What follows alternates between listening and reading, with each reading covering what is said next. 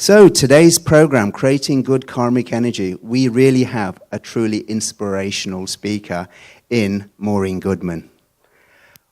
MAUREEN is one of the first group of Westerners to take meditation, and she's been practicing it for the last 40 years. She has helped countless number of people worldwide through delivering courses, lectures, seminars, and workshops. And she has dedicated her last 38 years of her life to the Brahma Kumaris to helping and promoting the benefits of Raj Yoga meditation. And so currently, Sister MAUREEN is the program director of the Brahma Kumaris UK. And on behalf of all of you, I would like to extend a very warm welcome to Sister MAUREEN to come onto the stage. I can feel the good energy that you're creating.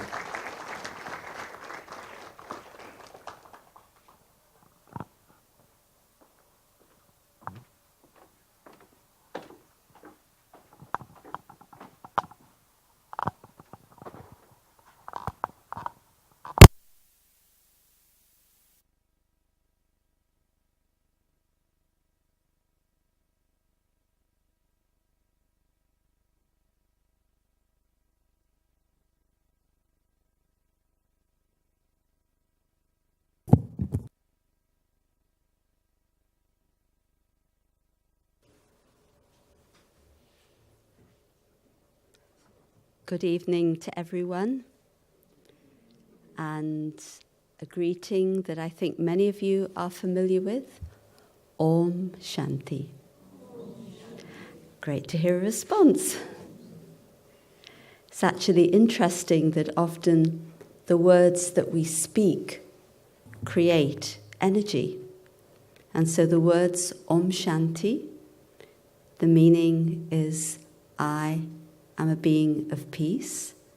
That creates good energy, right? If I sat here and said, well, don't really want to be here, wouldn't create good energy. Om Shanti, good energy. It's a very interesting topic this evening because if we think about life, then life is about energy. In the sense that each one of us give out energy. Our thoughts create energy, our attitude creates energy, our feelings create energy. Am I right? There's a force field of energy around us. And when we interact with each other in our relationships, we're actually exchanging energy. The energy that comes from the self and the energy that comes from the other person. Of course, when you fall in love with someone, you call that a chemistry. But think about it. When I talk to someone or I meet someone, I don't just take the surface of what they're saying to me. I don't just feel that I understand them because of the words that they're using, but I want to feel the underlying energy or their intention or what's really going on inside of them. And sometimes, and I'm sure you've been in this situation as I have, somebody is saying something and it sounds very good, but the feeling you're getting is something different. Have you had that experience? And it can actually be quite confusing. I'm hearing good things, but, in my stomach, I'm not feeling good. And that's because the energy that's coming from the person is actually really conveying what's going on inside, not so much the words. In fact, when people speak, we remember very little of what they say in terms of information, but we remember the character, the being, the personality, the experience. So energy is very important. In fact, I've been, just earlier this week, in fact, I was in Germany, in Berlin. And I don't know if any of you have been to Germany, but here's a country. I've been a few times, but it was my first trip to Berlin. I don't know whether you realized, it was a revelation, but it was a revelation to me that Berlin was actually deeply inside East Germany. So the whole of West Berlin had a wall around it, not just half across the city. Anyway, that's another story, but very fascinating to see that history. But you feel that here's a nation that's trying to shed the burdens of the past and come into a new vibration, a new energy. And in fact, they were telling me that this is the first generation, that's probably the third generation after the war, that is able to say, I feel proud to be German. So it's very interesting to see the energy actually of a whole nation, a whole people, and how that's changing. And you feel it. And something that was very nice was that at the Brandenburg Gate, which is the very oldest gate of the city, there's actually a silence room in there. And the BKs had been helpful in establishing that.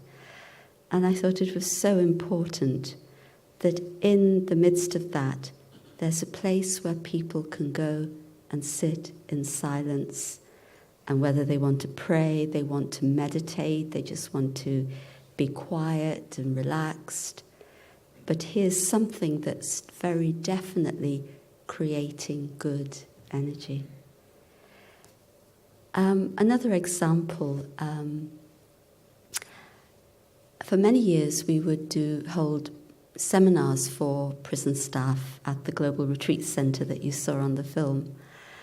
And I remember in one of these seminars there was a teacher, a prison educator, who was explaining to us about the dynamic in relationship and how actually to deal with situations of aggression and so on. And I think that most of the people here would recognize that if you face aggression with more aggression, what happens? The aggression increases, right? It becomes a cycle, and that's very much what's happening in the world. Huge cycles of violence in many places. But she was sharing this story of how she was with a group of young men, young offenders, and she had begun the lessons with them, and they were doing some rap and taping themselves and enjoying themselves. And then, after about 3 sessions, she said to them, okay, this morning, we're not going to do the rap, we have some other work to do. And then we'll do that later on. And one of the boys got a bit agitated, and she's alone in the room with, I say alone in the room, of course, with the boys, but there were no guards or anything in the room, officers should say. And so one of these boys got agitated, and he came next to her, came next to her, and he threatened her with his fist. Miss, we want to do the rap. And he was getting angry. And you know, sometimes at those times, everything goes into kind of slow motion. So he's standing there. So she talked about the process that went on in her mind, because she knew that if she got angry, he would get more angry. She also knew that if she became fearful, it would increase his anger, because that's the result that he was trying to effect. He wanted her to be scared. So that would feed his anger. So she stayed very calm, and she looked up at him, and she knew she was very small, quite a small woman, probably my height, maybe even shorter, and she couldn't actually even reach the panic button on the wall. So she looked at him and she said, okay, John, whatever his name was. She looked at him and she said, what are you doing? What do you expect me to feel? Do you expect me to feel scared? Oh, actually, I missed one bit. First thing she said to herself, is his fist moving? It wasn't moving. So then she said to herself, I'm not in danger. His fist isn't moving. Then she asked him these questions. Do you expect me to feel scared? And he looked at her and he said, oh, you don't need to be scared of me, miss. And he went and sat down. But the point is of the exchange of energy. She didn't bring more negative energy into the situation, but she actually brought a calming energy. I would say even a loving energy into the situation. And so his anger was able to calm down. And this is why energy is so important in our relationships, in our society, in the world. So when we speak about karma, what is karma? Normally we talk about karma being action and reaction. It's in all the faiths, actually. As you sow, so shall you reap. And in physics, they say for every action, there's an equal and opposing reaction. So karma is about action.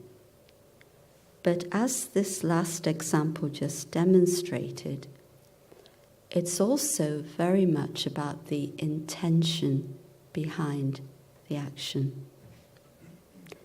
Because I can come up to you and slap you on the back and say, hi, how are you? Great to see you. Good intention. You know, some people slap you pretty hard, right? But you know, it's a good intention. You say, I wish you wouldn't slap me so hard. But I could be angry. I could say, get out of here. Same action. Very, very different intention. Very, very different energy. And karma is about how energies influence us, how we influence others and they influence us. And when we act or we speak, we know that there's thoughts and feelings that go behind that. And those thoughts and feelings set up a resonance. It's like, and I always feel that your karma comes back to you like an echo, and you can't actually escape it. You can't really avoid karma. And when we perform an action, does the effect of that action stay with me? And this was something I was also hearing about in Berlin in this conference, as it happens, about karma. And somebody defined karma, and I liked it very much. If I do something and it stays with me longer than the action itself, then it means that I'm carrying the karma of that. And that is pulling me back to the past. Now, if I'm creating really good karmic energy, and I'm doing things that have a very pure, let's say, a selfless motivation, a motivation to serve, we are far less likely to remember those actions. But when we've done something out of anger or fear, those actions linger on with us in our mind. Am I right? Yes? No? Think about it. And the whole aim of understanding karma philosophy is to become free from the bondage of my own actions, and of course free from the bondage of the influence of other people's actions, so that I have the freedom within myself to perform the elevated karma that was being talked about in the film, actions based on peace and love. I have the freedom to develop and to perform that level of karma, which is actually going to take me forward and actually take the world forward. When I come up to somebody and I say, yes, I know you, then I'm bringing an old story with me. And it can be a kind of laziness to think that we know a person. And I remember Daddy Janki, who's the head of the Brahma Kumaris. Most of you would have heard of her and met her. Very wise mentor. She's now 100 years old. Amazing, amazing person. And I heard her say once, and she would say this, anybody can change at any time. I need to constantly update myself. You know, when you have most of you will use computers as I do, and every so often you have to wait while it updates itself. We need to keep updating our software. In other words, we need to keep updating our attitudes, our feelings, our perceptions, and always make sure that we're not trapped in old attitudes of the past, because that's going to pull me back. And that's not going to allow me to move forward and to progress. And it's a very strong lesson because the past influences us so much. But in my relationships, am I able to bring a fresh perspective so I don't just treat the person as they were a year ago, a month ago, a day ago, 5 minutes ago, but I'm giving the opportunity for something new and different.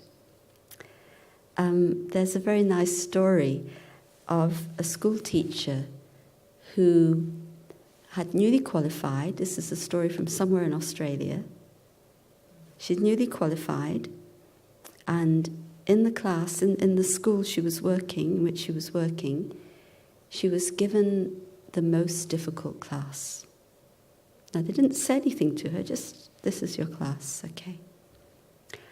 And after a couple of terms, these children, who would normally be very, very difficult to handle, began to achieve. They began to, get good results and so on. And the head teacher was very puzzled. So he called her to his office and he said, what's going on with these children? How come they're achieving so well? And the teacher said to him, well, these children have a very high IQ. And he said, what do you mean high IQ? They're the thickest class in the school. And he said, but I can show you. I've got their IQ numbers. She said, come on, show me.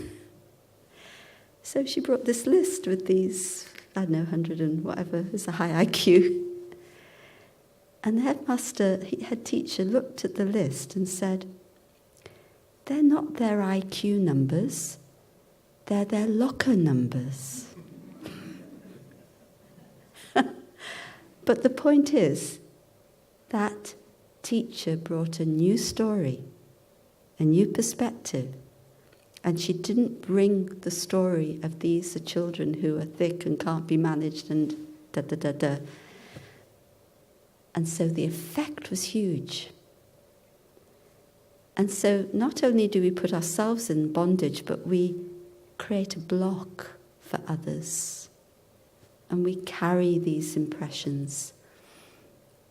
Another story of 2 monks, Buddhist monks. And they were walking and they had to cross a river. It was quite a fast-flowing river. And there was a woman on the side of the river and she was finding it difficult to cross.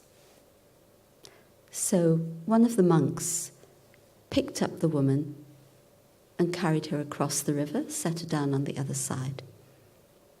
And the 2 monks walked on their way. The other monk was quite troubled.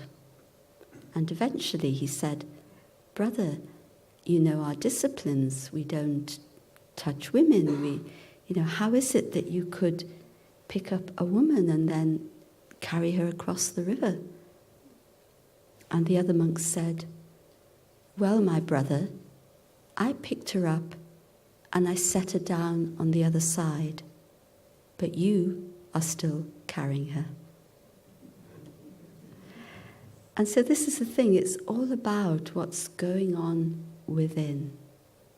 What is it that's happening in terms of karma? And it's so important to free myself from the influence of the past. Daddy Janki have referred to, it was about maybe 3 or 4 years ago now, she had a very bad fall and she needed a large number of stitches, I think about 25 stitches in her head.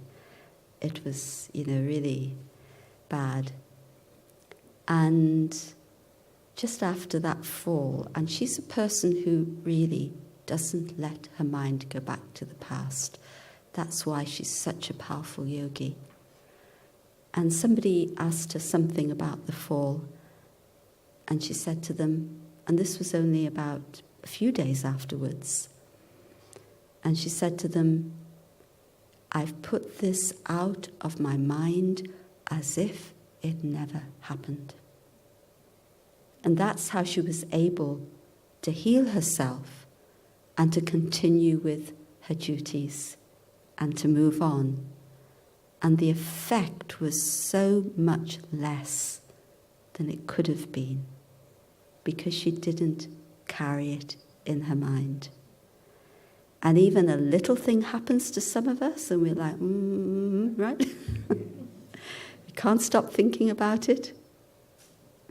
Part of creating good karmic energy, a large part, is letting go.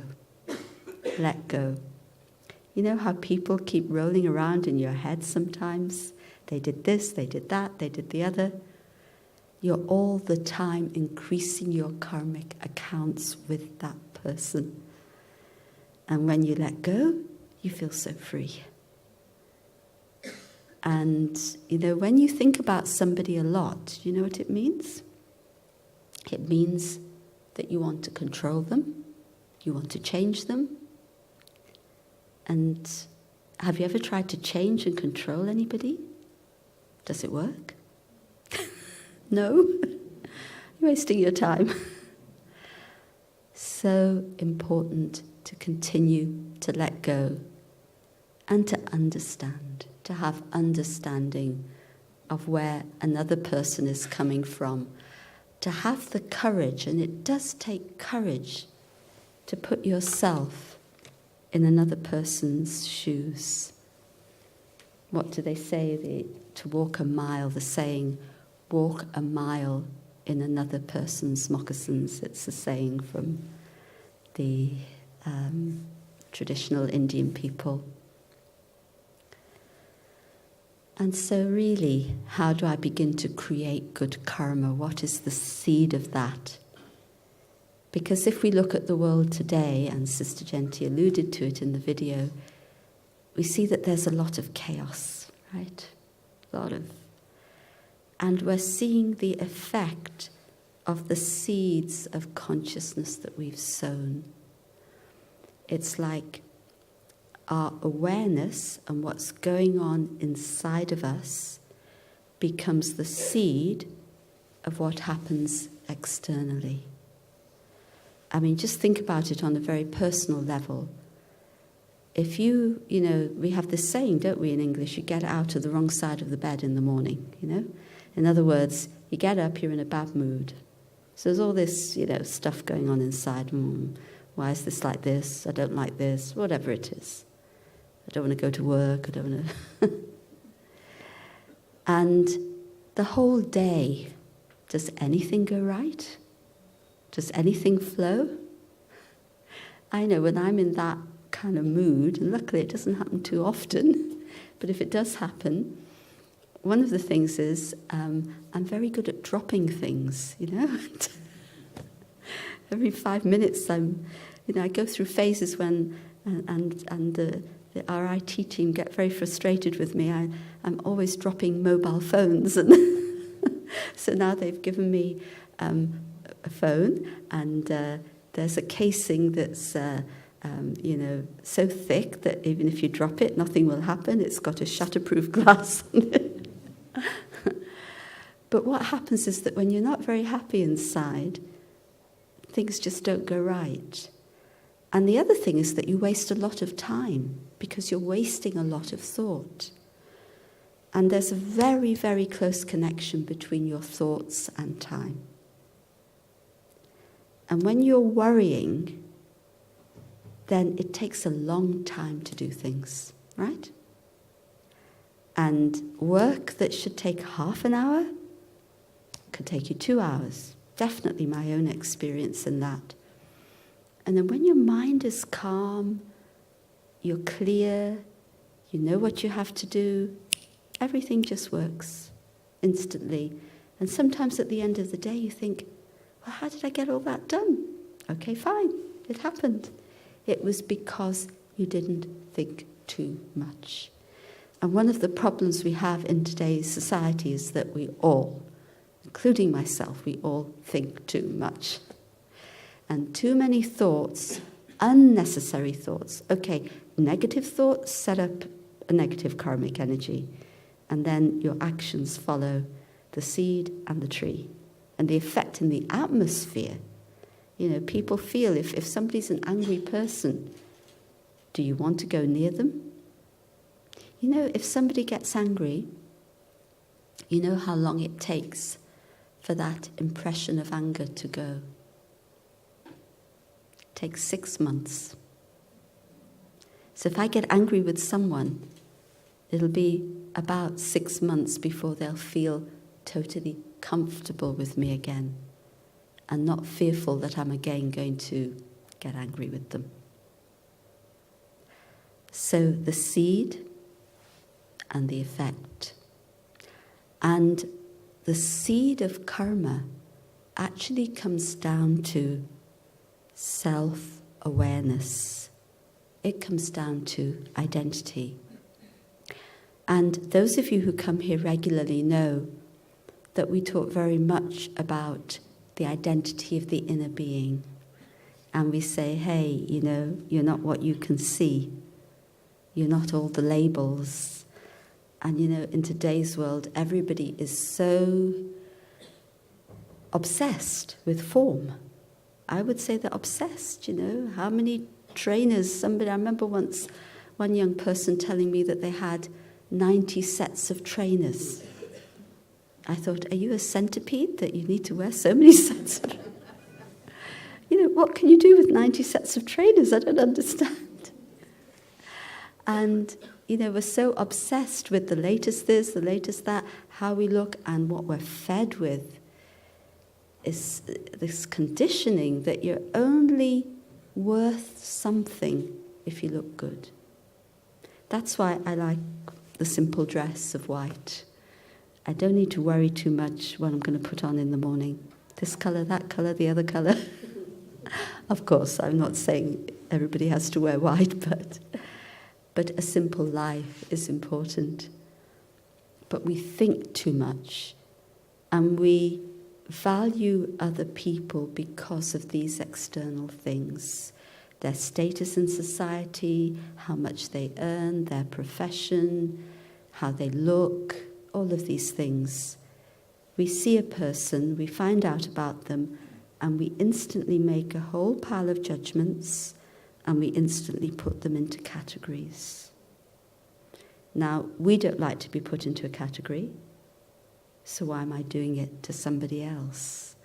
And when somebody puts you in a category and assumes you're something, it's like you want to jump up and say, but look at me as a person. Look at who I am inside. Can't you see? And so our karmic energy comes back to a deep sense of who we are truly on the inside. And, when you begin to reflect on who you are, what is really meaningful to you in life, what you really value. You may have an argument with someone, and, get upset with them. Step back and think, what do I really value? Do I value trying to prove that I'm right and they're wrong? Or do I really value this person and the long-term relationship that I may have had? And am I going to blow that because of an argument over usually something quite trivial? We need to step back and bring greater meaning into our life. We need to reflect more. We don't give ourselves time to reflect. We react much more than reflect, right? And if you give yourself time to reflect, you begin to find out what really is important in life.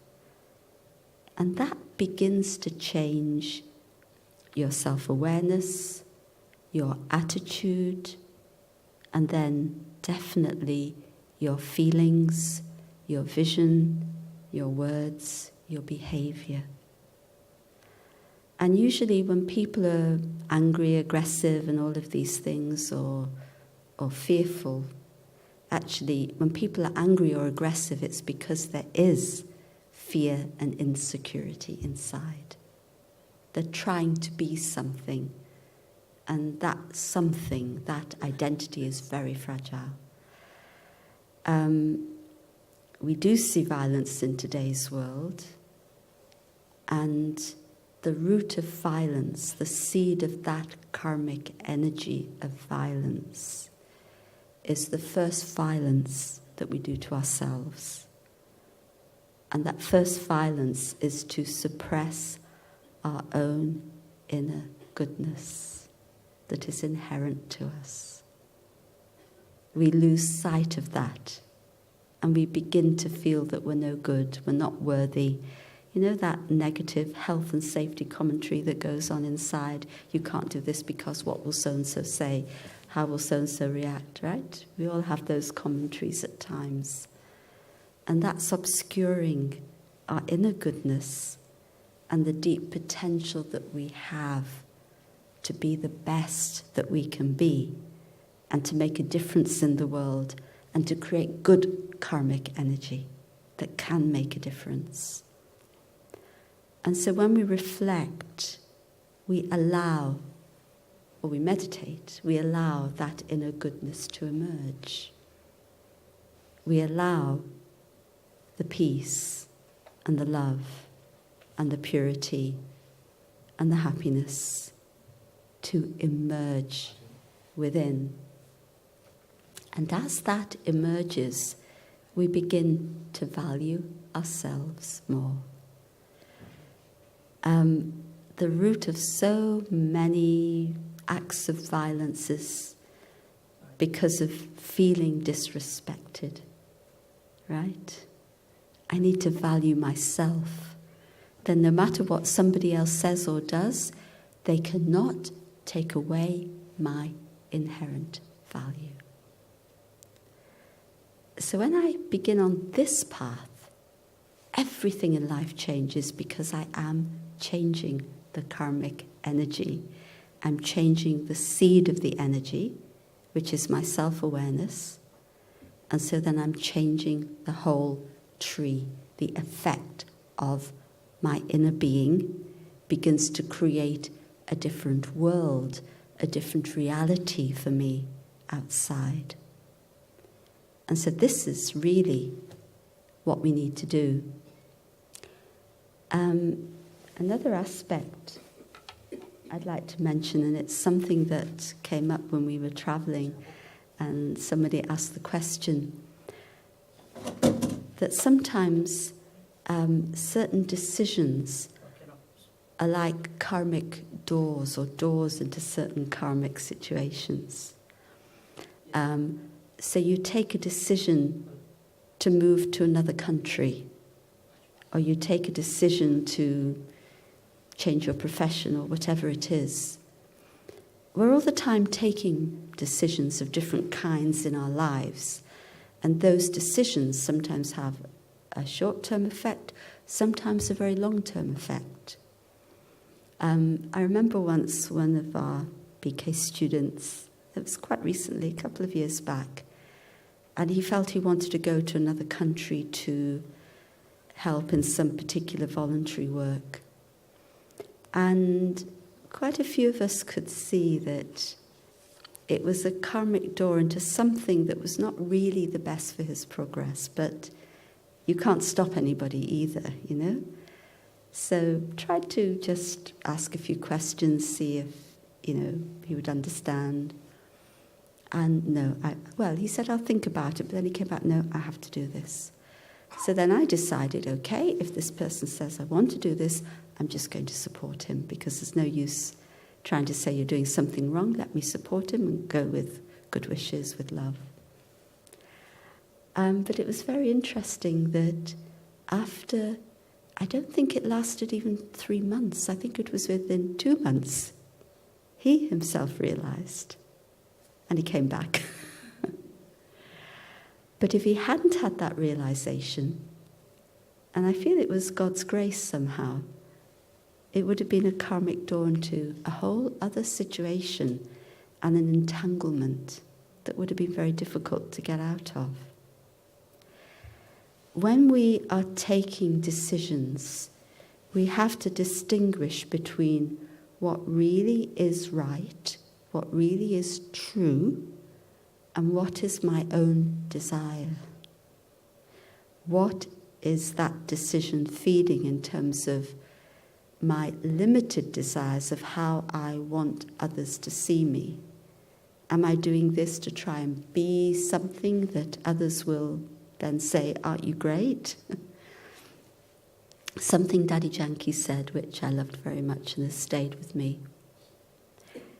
It's a lack of wisdom to think that the one who insults you is your enemy, and the one who praises you is your friend. Is this what your happiness is based on? So the one who praises you will manipulate you with praise. Praise can be very dangerous, but we love it, you know. We're like being drawn with our with a hook through our nose, you know. Somebody praises me, builds me up. Oh, you know, want to be with that person. And then they begin to have power over me. And I think probably all of us have fallen into that kind of trap at times. The one who insults me, are they my enemy? Actually, they're my best friend, because when I experience insults, do you like insults? Nobody likes insults. I don't like insults, but I know this is where I'm going to learn. This is where I'm going to grow. And if I have the humility to listen and discern what is just stuff they're throwing at me, okay, fine. I know who I am. I know my truth. No problem. I'm not going to try and prove anything, because you can't prove the truth, actually. As soon as you try to prove the truth, you're saying it's not true and I have to prove it. And in fact, something Daddy said, when you try to prove the truth, the only thing you're proving is your own stubbornness. But if I have the humility to listen and discern, yes, there's something in this that I need to change. So why am I wasting my time trying to continue to be this person or have this particular behavior which isn't helping me? So I learn and I grow. And actually, humility is a great asset. Ego disturbs our karmic energy. Ego interferes. Ego takes you on a path that will give you short-term results. But humility, selflessness, coming back to the truth of who I am, that will take me on a path that will create long-term good results for my life, for my future, for my destiny, and plus it will make a contribution to the world. So all these things are very important. So let me go through the right doors. But for that, I need to listen carefully to what's going on inside myself. I need to understand what is the seed of that decision. I need to be very honest with myself. And so if I can set ego aside, which isn't a very easy thing, I know these things are not easy. I loved a definition one of our elder sisters gave of ego. She said, ego means go. Fine. She's someone who doesn't have any ego. She's so. And so if I have the courage to really be true to myself, then I'll be able to set aside ego. Then I'll be able to understand truly what is right. And the decision I make will take me through the right karmic door. Sometimes there are things I have to settle. I need to go into a difficult situation because there's some unfinished business from the past. Now, if I don't settle it now, it'll chase me and I'll have to settle it another time. But in moving into that situation, I have to be very clear and ask myself, am I settling or am I creating?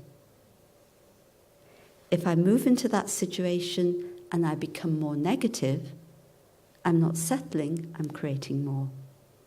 If I move into that situation and I'm able to create good energy in that situation, I'm able to emerge my inner thoughts, my inner treasures and qualities, then I'm going to be settling something. And it'll happen easily, and it'll happen quickly. Okay, another thing that's really, really important. To be able to do all this, I need strength. I need to accumulate energy internally, right? I need inner strength. Otherwise, my values will change with the wind, you know? I can say I have the value of honesty, very important to me. I'm going to stay honest in every situation. But if I don't have inner strength, and I come up against a situation I can't tolerate, it'll make me be dishonest. I need inner strength to keep my values consistent, even when the situation changes and is not the best situation. That's where my inner strength is needed even more. Excuse me.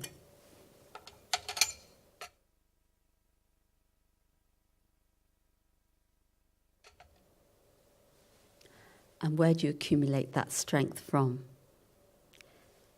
We need to accumulate that strength from the source, from God. And I'm saying this because this is very, very much my experience, that I have needed to pay attention to accumulating energy so that when there are testing times, I'm able to actually understand what to do before it even becomes a big obstacle for me. And even if it does become an obstacle, I know what to do so that that obstacle doesn't overpower me. Excuse me. Sometimes we face difficult situations in terms of illness or in terms of recently there's a family going through this now in London. If I think of my own experience, you know, when you watch your parents age and you see the change and you look after them, and you know, it's not an easy thing to go through. But I knew that it was so crucial to maintain my inner strength so I could continue to do the best, I could continue to give love, I could continue to give care and not be overpowered by the situation. Right? There's a big difference.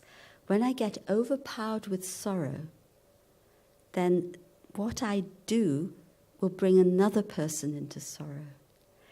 At one point, a very dear friend who passed away through cancer, And she was just about 40 years old, and it's now, I think, about 18 years ago, long time. But when you go through a journey with someone, it has a lasting impact on you, actually. So some karma there still. But I don't think about it now, but for a while it had an impact on me and stayed with me. But I remember when I was with her every day, at one point I asked myself the question, what is the best thing I can do for her? And the answer came to me, to stay happy.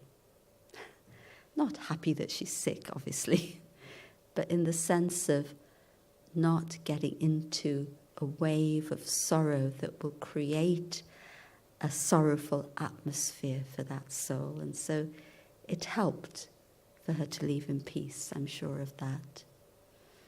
There are many different types of obstacles. I'm picking up on illness, but it can be in relationships, it can be in work, whatever it is. I need to be able to maintain my inner strength so that I can have the maximum positive impact. And I need every day to be accumulating that strength from the source of power, the source of strength. And this is the source of strength that is needed in this world. The strength that comes from God is a very pure strength, a pure power that really is able to elevate the soul. And that power is not just power, but also with that power, what's riding on that power, what that power brings with it, is that unlimited, unconditional love, that joy and that wisdom that is divine.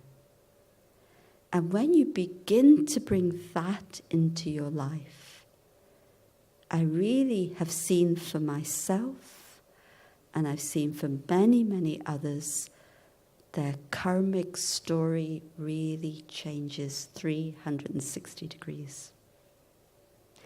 A person who'll say, my life is hopeless, this is my situation, finance, relationship, this, nothing I can do. They begin to bring that power into their life. And from somewhere, things begin to change. Without them even having to make it happen. Just that energy, that divine energy, changes the karmic story. We recently had a women's event in London, and the question we asked everyone to think about, it's actually an old Chinese proverb, and it says, when women awaken, mountains move. And I would say it's when human beings awaken, mountains move. It's not only women, but yes, there is something about the feminine. The conference in Berlin actually was about FemQ, feminine intelligence, but that's a whole other subject. But then somebody pointed out, it says, when we awaken, mountains move. It doesn't say we have to move the mountains. It's the awakening that automatically makes the mountains move. If you try to move a mountain, you get pretty tired. But you awaken, you emerge those qualities, you take that strength from God, and things open up in front of you. And this is why we practice this every day. And recently I asked a question to Daddy Janki over the email, and then she sent me a reply about how we use this power that we get from God, because sometimes I can feel I'm accumulating it, but if something affects me, I then feel like I'm spending it. And then I have to make it up again. And she said that when you're accumulating that power, don't allow anything else to come into your mind at that time. Don't let there be any interference. Otherwise, you will not be able to draw that energy. You will not be able to accumulate. So, of course, in times of meditation, in times of quiet, let it only be that focus. And, you know, any other thoughts, any other problems, they're still going to be there in half an hour if you really want to go back to them. But give yourself that possibility of accumulating power and accumulating love. Because I think the final thing I want to share is that the greatest transformative power in this world is love. The energy of love. And when you have started to accumulate that energy of love inside, then the compassion and the empathy that you're able to share through your actions, through your being, is not one that draws others to you or makes you codependent. It's an energy that uplifts others and frees others and empowers others. The energy of pure love, of unconditional love, of divine love, is what can truly transform our beings and elevate or empower others around us. And that's the most precious karmic energy. And I would say that it's that energy of love that can really transform the world. So let me leave it there and have a little bit of time for any comments or questions. Thank you. Any thoughts? Any questions?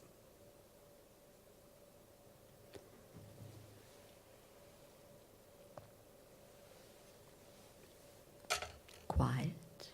Yeah. There's a microphone coming to you. Hold on. It's there. How can we keep this karmic energy constant so that we do not suffer? How can we keep it constant so that we don't suffer? Actually, another thing I didn't bring in, which is what love does, it heals. It heals the past. It takes away the sorrow of the situations of the past. So that's one thing. When that healing takes place, then that sorrow doesn't interfere in the same way. So I need to be able to come onto that vibration where other things that are more negative are not interfering. Because when they interfere, I can't keep it constant. The most important thing is to give myself time each day. And of course, many of you know in the Brahma Kumaris we meditate very early in the morning. If any of you would like to come here at 4 a.m. tomorrow morning, very welcome. But okay, whenever you meditate. But it's very important to start the day with meditation and withdrawing that divine energy, withdrawing God's love into yourself. And okay, if you normally get up at 7, can you get up at 6:30? If you normally get up at 6, can you get up at 5:30? Give yourself time for yourself first thing in the morning before you start your day. And usually early in the morning, it's a time that's quiet. People are sleeping. And so you don't get all the vibrations. There is a different vibration. Think about it. When you think about a Sunday morning, a vibration on a Sunday morning is in a city is completely different to a vibration on a Monday morning at the same time. 8 o'clock Sunday morning, 8 o'clock Monday morning. Right? Very different. That early morning time before the world's activity, or the community's activity, is a precious time to accumulate. And so it's rather like filling myself up, my fuel tank up, so that I have fuel for the rest of the day. But of course, if I brought myself into that awareness, I need to keep reminding myself through the day. We have a system, we call it traffic control, or we also call it just a minute. And we have a website where you can download 1-minute meditations. I'm sure many of you know it.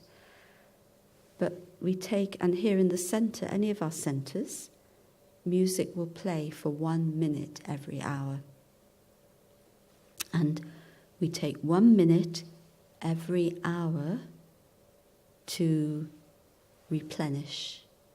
And this has a very, very powerful effect. Just to stop and reflect, connect back with that energy, and it keeps it constant, keeps it steady. But I also know, if I'm thinking about myself, and then, sorry, I should finish off at the end of the day to be able to put a ribbon around the day. Say to the self, what have I learnt? What do I have to leave behind? Make your mind calm. And I also know, though, for myself, that to be able to maintain that constantly, I need to be very determined to do it. I need to really decide to do it and not be lazy in going back on that decision. So one is to start early morning, fill the self, take those periods through the day. And, if you have a busy working life, a minute is manageable. You can't take 5 minutes even once an hour, but a minute is manageable. And it has quite an effect. There are some schools where, not in the UK actually, but in another country, where they've begun this practice. It's calmed the atmosphere of the school completely. Children are behaving totally differently. And then, at the end of the day, but along with that, make the decision very firm in your mind that no matter what, I'm going to continue to come back to myself and come back to the divine. So something happens, your first impulse is to react. You have to say no. Go back. Remind yourself. Whether you keep a little slogan in your pocket, whether you something to remind yourself, come back to myself. So these are some of the methods I could offer. And some of you will have others too. Maybe you can have a arm that comes up from the computer going, bong, remember. No, don't want to do that to yourself. Yeah.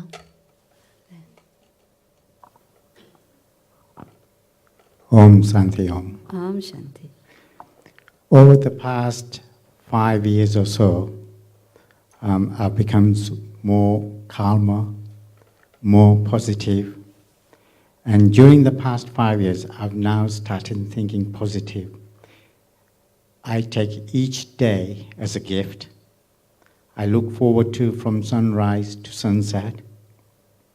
And in the evening, I count myself very, very lucky that I achieved what I wanted to achieve. And tomorrow is another day. And it repeats. But what I feel now is I've started thinking positive. And even when I'm not thinking, I get positive thought, which never happened before. So I'm very, very blessed for that. Thank you. Beautiful, thank you. Appreciation, gratitude is a beautiful, beautiful qualities. Absolutely. Appreciate what you have. The whole adage is the water glass half full or half empty. Thank you. Very beautiful. Yeah. Hi, I'm Lynn. I've been in this meditation now for 5 or 6 years, and I must say that the biggest thing I've learned is that I am not this body, I am the soul. And to find that I've been able to forgive a lot of things in my life and a lot of things that have happened haven't been nice. It's liberated me into being a peaceful person, and it's enabled me to live my life fuller and happier, and to see people in a different light, and to understand that they've all got their stories. Things happen, And karma is a big healer if you use it in the right way. Thank you. Thank Beautiful. you. At this conference, there was a Palestinian woman, one of the few leading female Palestinian politicians. And, there's so many ragged feelings in the Middle East, between Israel and Palestine and so on. And when this woman got up to speak, she said to the group, she said, I want you all to put your hand on your heart and ask yourself, do I have compassion for myself? It's very beautiful. So here's a woman in a very difficult situation where there's war, and the important thing is compassion for the self, forgiveness for the self and for others. Beautiful, thank you. Anything else? Time for maybe one more question if you'd like. And then we'll have some meditation. Om Shanti. Om Shanti. What I would like to say is, people talk about the judgment day, karmic account. Mm-hmm. Can you just clear that? Because sometimes it's confusing for me. Yeah. Okay. It's a question about Judgment Day. Actually, I think every day is a Judgment Day because we face our karma. We all carry karmic accounts from the past. Those who believe in rebirth, we understand even from past births, they can be there.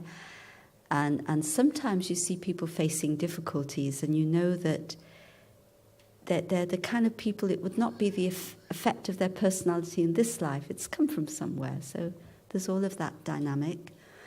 And there are different ways of clearing karma. And so the easiest way to clear karma, and in a way we have touched on this, although we haven't talked about it in those terms, but it is accumulating divine power, remembrance of God, and that has not only, along with a healing effect, it has a purifying effect. So naturally, the energy is being taken away from those negative karmas, and settlement is happening simply through the fact that I'm drawing that divine energy into either soul and I'm connecting. And that, to me, is the best way to clear and the most pleasant way to clear your karma, because, of course, a very beautiful experience to be connected with God and to feel God's love in that way. And then, yes, there's the settlement. We go through things. But as we were saying, if I'm going through difficult situations, but I'm able to keep my mind positive, I'm able to keep that compassionate attitude, then I truly am settling. I'm not adding to the karmic situation.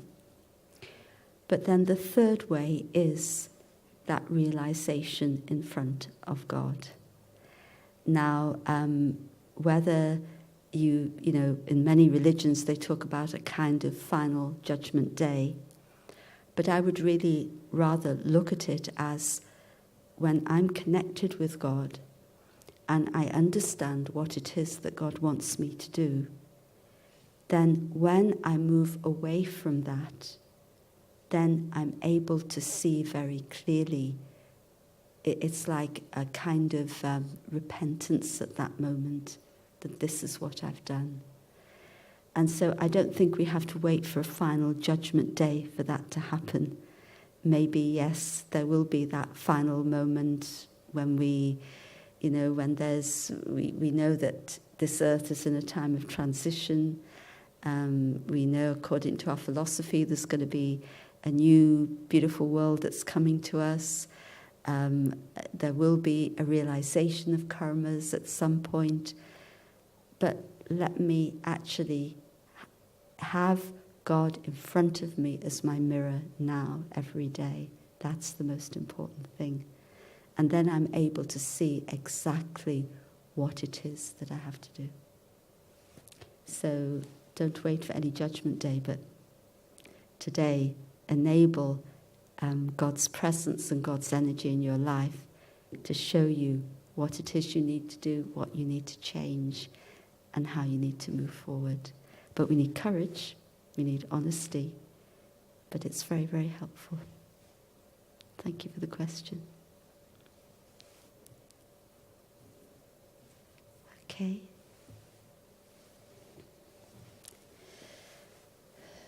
Could we have some moments of meditation? So let's experience that connection, that freedom of being with the divine. So sit comfortably, feet on the floor, relax the body.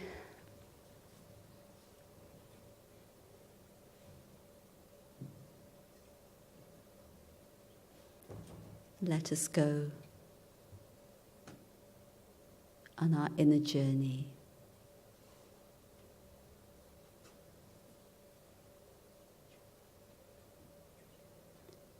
A journey to discover myself. A journey to transform my energy, my awareness.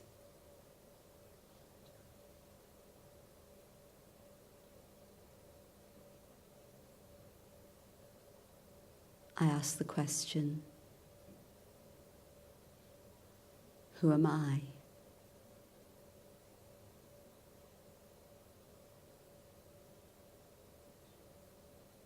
Am I the karmic story that I carry around with myself? Is my identity in the labels connected with the physical form?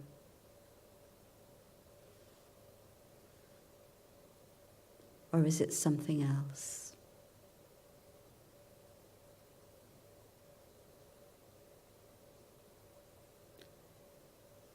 I'm a being of energy. I'm a being of light that uses the costume of my body. I'm the driver of the vehicle of the body.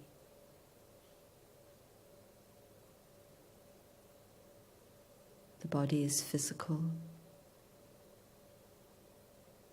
but I, the being,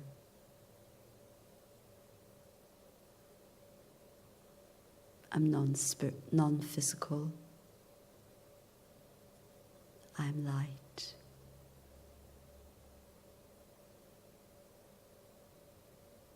I'm energy.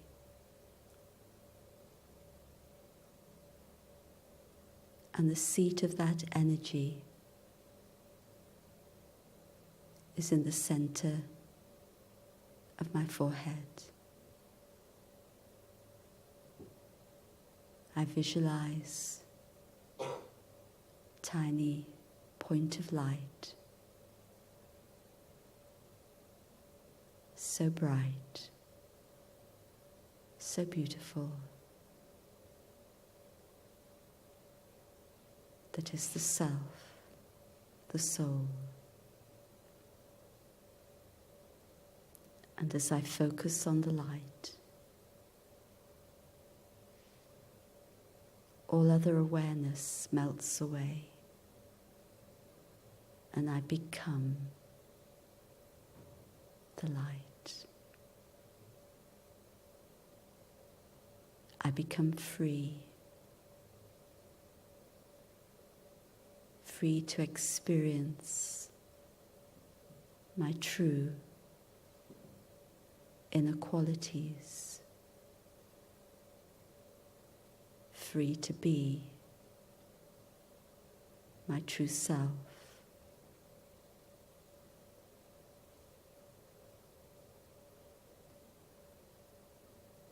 I'm a being of peace.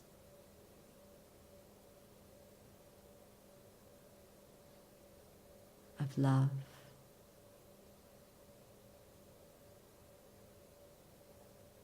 Of wisdom.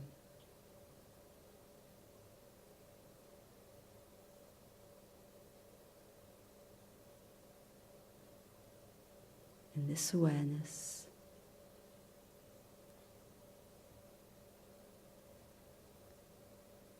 I take my awareness far away to a place of silence.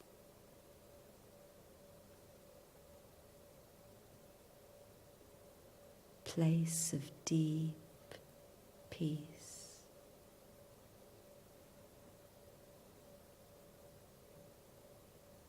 Where I connect with the divine, with the light that is the source of peace, the source of love, the source of strength.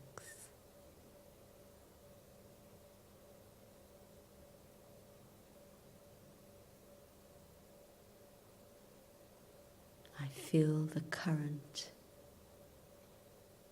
the energy of that divine strength, divine power, filling the soul.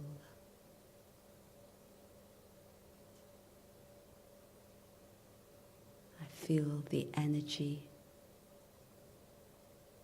of divine love healing me, taking away the memories of sorrow,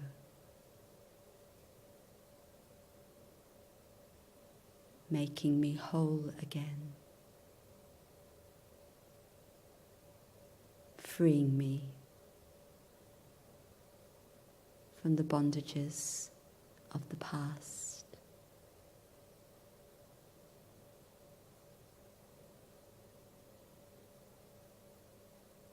I become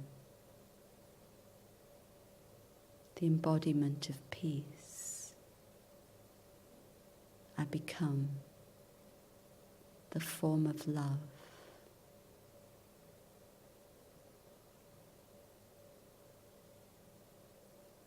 And that love overflows through my being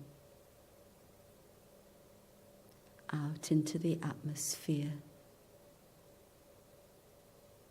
out into the world, the transforming, healing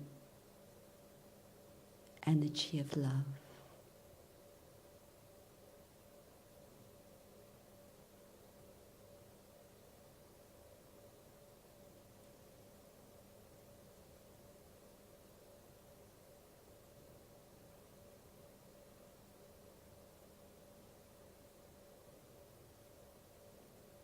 Gradually, I return to the awareness of my body and the room.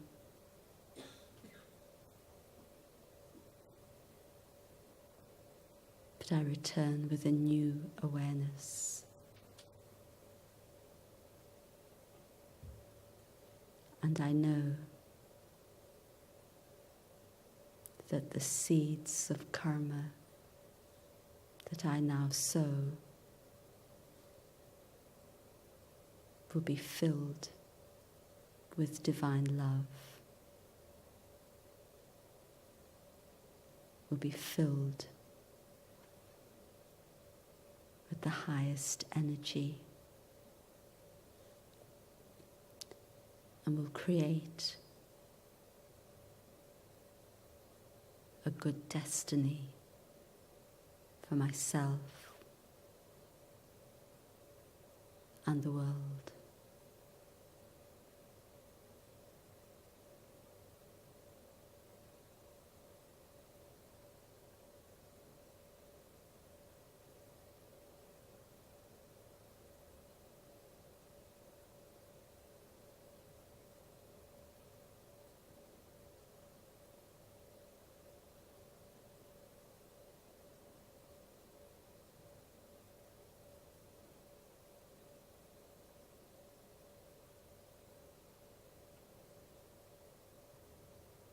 Om Shanti.